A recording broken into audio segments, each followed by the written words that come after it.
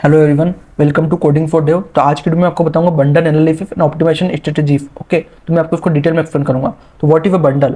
तो बंडल एक final JavaScript file होती है जिसमें हमारी सीएसएस, इमेजेस, जितना भी हमारा रहता है वो सब एक जेएफ फाइल के अंदर रहता है। तो जो आउटपुट आता है बिल्ड टूल का, वो हम वेब पे एक वीट जो जनरेट करता है। जैसे हमारे पास एक कोड रहता है तो फिर रिएक्ट की डिपेंडेंसी देती है, थर्ड पार्टी लाइब्रेरीज देती है, लोडेश, एक्वियो, एफेक्ट्स रहते हैं जो इंपोर्ट करते हैं, पॉलीफिल्स रहता है। तो जो गोल क्या रहता है कि सबको एक हम फास्ट हम उसको लोड कर सके इनिशियल लोड टाइम, तो उसको हम बंडल बोलते हैं। तो उसमें सब रेप हो क्या आता है, जो हम NPM run build command run करते हैं तो उसमें हमारी एक डिस्ट फाइल बनती है। डिस्ट फाइल क्या है, वो हमारा बंडलर है जिसमें हमारी सारी चीज़ें एक पे रेप होकर आ गई। ओके, तो what is bundle analysis?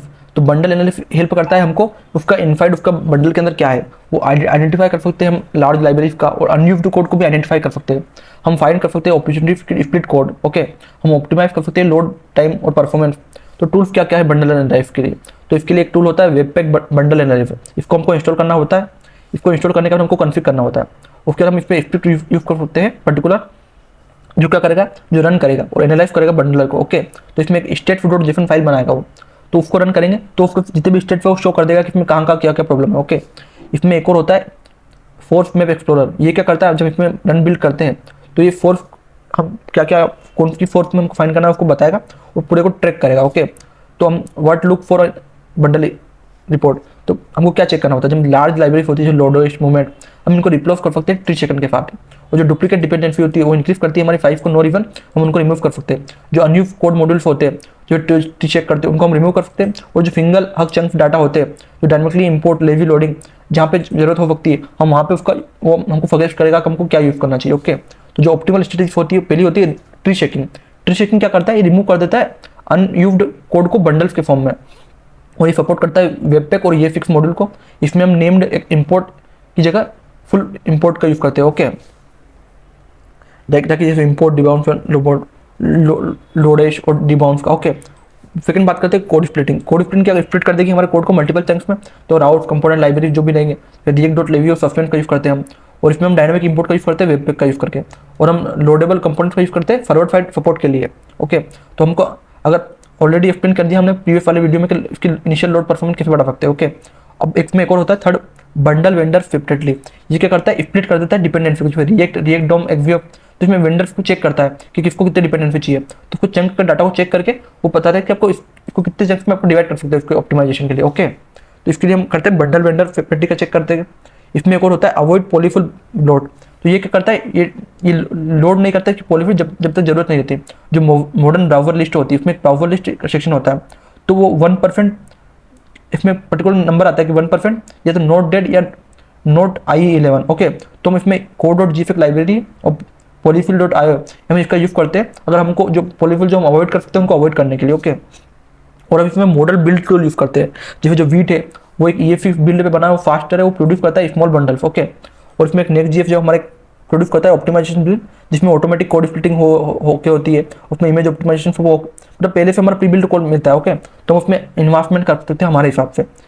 Fixed point है मिनिफिकेशन कंप्रेशन, जैसे हम इनेबल कर सकते हैं मिनीफाई। जैसे टेरफर एक मिनिफिकेशन है, वो क्या करता है, जैसे मानो नॉर्मल 10 लाइन में कोड लिखा है, अगर उसको चाहे तो उतने मिनिमाइज वे में कंपेयर कर सकता है। जब हम npm रन बिल्ड करते हैं उसमें भी यही होता है, एक मिनीफायर रहता है वो रन करता है और फिर उसको कंपेयर जितने मिनिमम फॉर्म में कन्वर्ट कर सकता है उतने मिनिमम फॉर्म में कन्वर्ट करता है।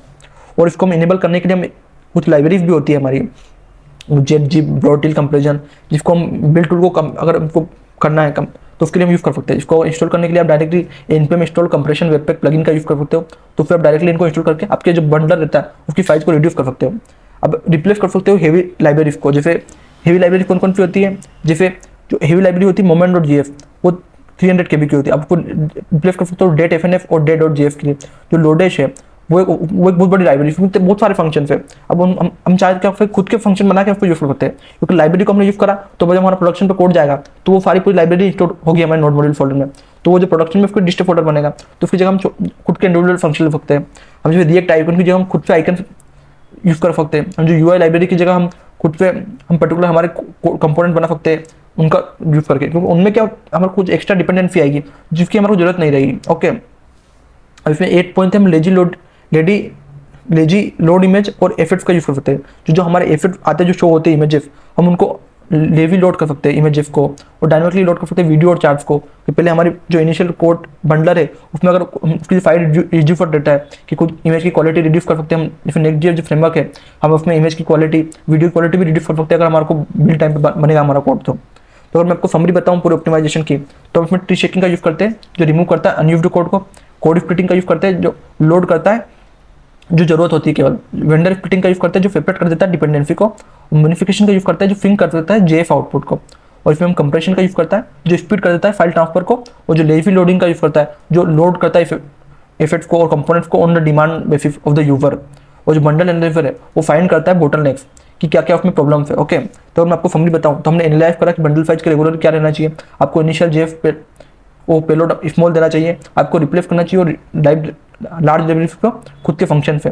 आपको लेजी लोड और नॉन क्रिटिकल यूआई पेजेस को आपको खुद से मतलब उनका यूज़ नहीं करना कोई फ्रेमवर्क का, आपको खुद से क्रिएट करना चाहिए। क्योंकि वो जब इंपोर्ट करते हो आप, जैसे अपने शेडशियन लाइब्रेरी है, यूआई लाइब्रेरी, बहुत सारी यूआई लाइब्रेरी रहती है, तो आपको खुद के फंक्शन बनाने चाहिए। आप उनसे इंस्पिरेशन ले सकते हो ताकि हमारा जो ऐप है वो मिनिमम वे में उसका बंडल छोटा से छोटा बने तो जल्दी फास्ट लोड करेगी। ओके, तो अगर आपको रिलेटेड कुछ भी डाउट है आपको बंडल एनालिसिस और ऑप्टिमाइजेशन से रिलेटेड, तो आप कमेंट कर सकते हो। और इस तरीके का और वीडियो देखने के लिए कोडिंग फॉर डेव को सब्सक्राइब करो। Thank you for watching.